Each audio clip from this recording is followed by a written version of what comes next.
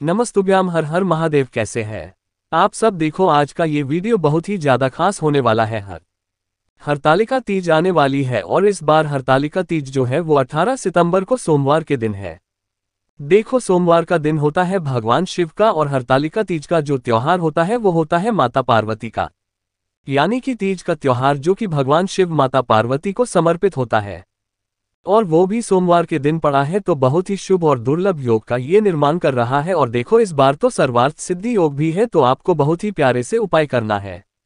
देखिए सबसे पहले जानते हैं कि जो हरतालिका तीज जो है तृतीया तिथि 17 सितंबर को सुबह 11:08 पर प्रारंभ हो जाएगी, जो कि 18 सितंबर को दोपहर में 12:39 पर समाप्त होगी।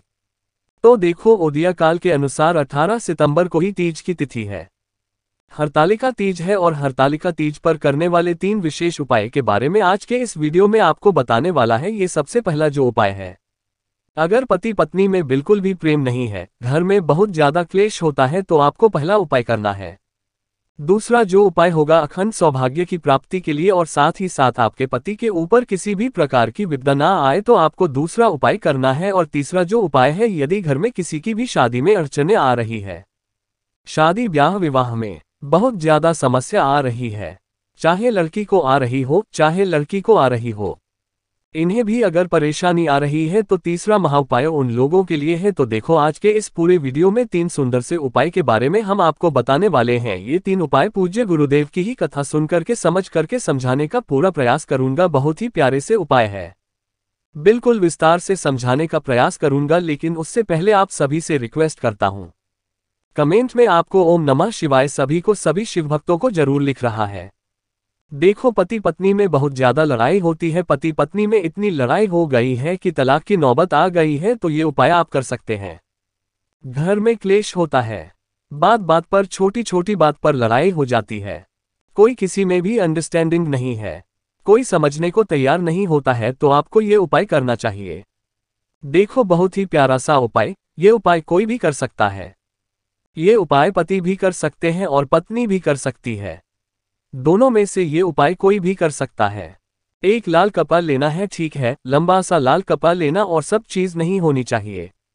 या तो आप नई चीज ले लीजिए, या तो आपके पास पूजन के कपड़े पड़े हैं तो उनका भी आप उपयोग कर सकते हैं। लाल कपड़ा ले लिया, ठीक है, साथ में लेना है एक पीला कपड़ा, लाल और पीला कपड़ा ले लिया, साथ में लेना है 7 चावल के दाने, 7 चावल यानी अक्षत के दाने लेना है। अक्षत के दाने खंडित नहीं होने चाहिए, ठीक है। साथ में लेना है गेहूं के दाने, गेहूं के दाने पे आप 5711 जो आपकी इच्छा हो, थोड़े से गेहूं के दाने भी आपको लेना है। साथ में लेना है 1 रुपया का सिक्का, देखो 1 का सिक्का भी ले सकते हो, चांदी का सिक्का है तो चांदी का सिक्का ले लीजिए।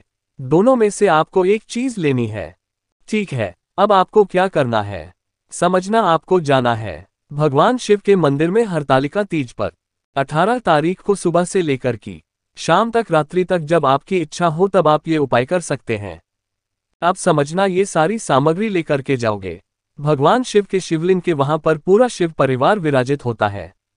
देखिए कार्तिकेय जी होते हैं, गणेश जी होते हैं, माता पार्वती होती है, नंदी जी होते हैं, तो आपको ऐसे शिवलिंग की वहां पर जाना है जहां पर शिव जी के साथ में माता पार्वती भी है। तो देखो करना क्या है, एक लाल खान जो लेकर क्या है वो आपको माता पार्वती को ओढ़ा देना है, ठीक है। और जो पीला कपड़ा लेकर के आए हैं वो भगवान शिव को ओढ़ा देना है। और उसके बाद इन दोनों का गठबंधन करना है, दोनों को आपको गांठ लगानी है। लेकिन गांठ लगाओगे ना तो उस गांठ के अंदर आपको ये 7 चावल के दाने, 5 गेहूं के दाने, 1 रुपया का सिक्का, ये आपको रखना है और गांठ बांधनी है, ठीक है। दोनों कपड़े के बीच में आपको एक गांठ बांधनी है और उसके बाद आप झोली पसार कर महादेव से प्रार्थना करें कि मेरे घर में ये क्लेश है, आपको दूर करना है। ये समस्या मेरे घर में आ रही है, हमारे घर में प्रेम भाव बिल्कुल भी नहीं है, आपकी कृपा से माता पार्वती भगवान शिव आप दोनों की कृपा से हमारे घर में सुख शांति आए, ऐसी आपको प्रार्थना करनी है, दूर हो जाए ऐसी आपको कामना करनी है। और उसके बाद ये जो अपने लाल कपड़ा, पीला कपड़ा और गठबंधन कराया ना, ये गठबंधन आपको दोनों कपड़े और गठबंधन जो करा है वो आपको पूरा आपको घर पर लेकर क्या जाना है और घर में आपको ये रख देना है। आपके घर में अगर पति पत्नी में लड़ाई होती है तो आप ये उपाय कर सकते हैं, किसी भी लड़ाई होगी सब दूर हो जाएगी। बहुत ही प्यारा सा हो पाया है, तो देखो ये उपाय भी आप कर सकते हैं। ये हो गया पहला उपाय। ये हो गया पहला उपाय। अब हम बात करते हैं दूसरों की अखंड सौभाग्य की प्राप्ति के लिए। देखिए बहुत ही प्यारा सा उपाय है। यदि आपके मन में अगर किसी भी प्रकार का डर रहता है ना, विशेषकर महिलाएं ये उपाय करेगी कि नहीं के जिनके मन में बहुत ज्यादा डर रहता है अखंड सौभाग्य की प्राप्ति के लिए, देखो अगर आपके पति किसी मुसीबत में भी पड़ने वाले होंगे ना, तो वो मुसीबत पहले से ही दूर हो जाएगी।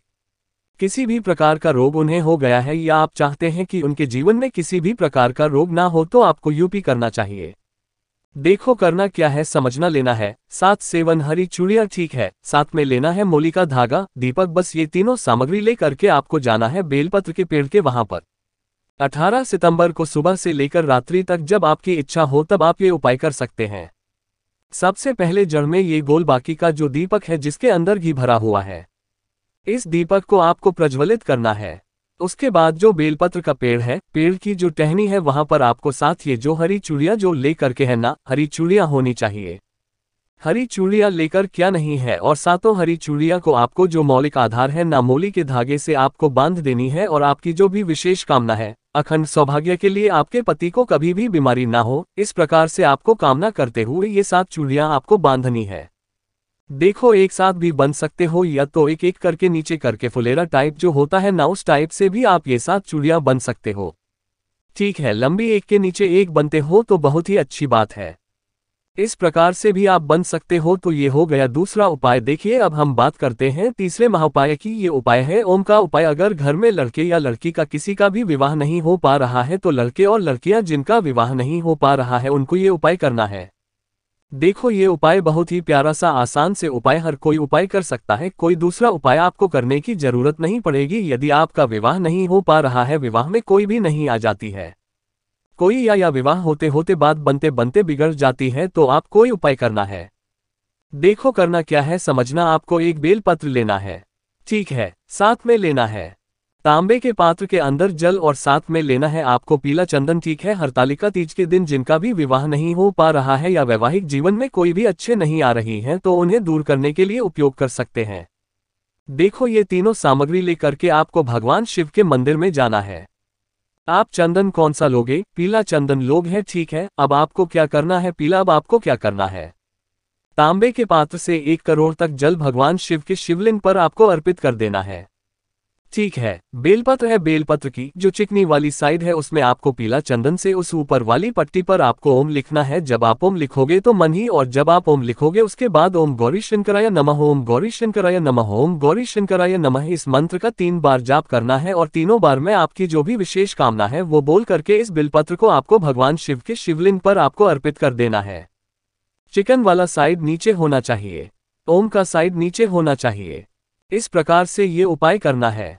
आपकी जो भी विशेष कामना है वो आपको वापस से बोलनी है, चाहे विवाह से जुड़ी हुई हो, चाहे दंपति जीवन में खुशियां लानी हो, तो आप ये उपाय कर सकते हैं। और ये उपाय बहुत ही खास है, विशेषकर हरतालिका तीज पर ही किया जाता है। तो ये उपाय तो जिन लोगों का विवाह नहीं हो पा रहा है उन लोगों को विशेषकर ये उपाय करना चाहिए। तो देखो आज के इस पूरे वीडियो में 3 सुंदर से हरतालिका तीज के हमने उपाय बताए हैं। तीनों में से जो उपाय आपको लगता है बहुत ही प्यारे से छोटे छोटे उपाय हैं, करके देखिए, फायदा आपको जरूर मिलेगा।